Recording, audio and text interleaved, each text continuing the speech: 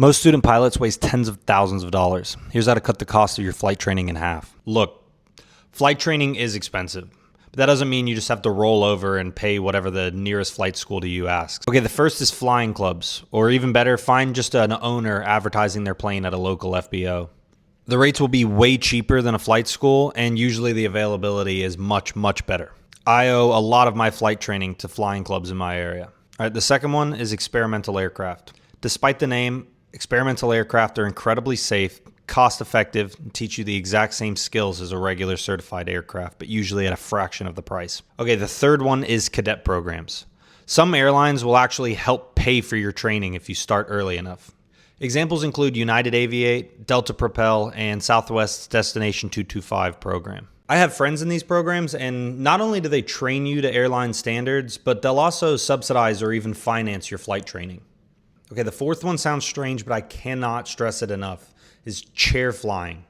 Okay, the airplane is a terrible classroom. It's loud, it's fast-paced, expensive, and sometimes it's even scary.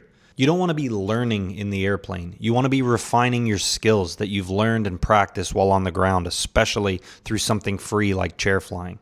Okay, fifth, do not waste your time with a bad instructor. In your area, most instructors will cost the same, but they do not teach the same. Your instructor is your source of information and how to keep you safe. Make sure they're a good one. A slow or checked out CFI can cost you thousands and teach you bad habits that take years to break.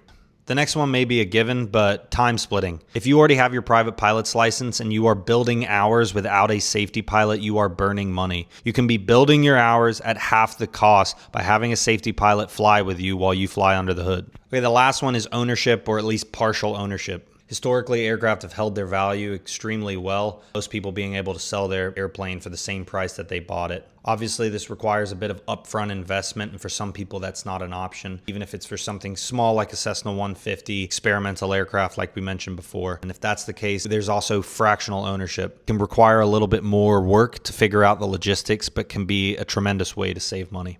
Comment below if there's any ways to save money that I'm not thinking of. I'm sharing everything for free that I've learned during my aviation career. Feel free to drop a follow so you don't miss anything. As always, fly smart.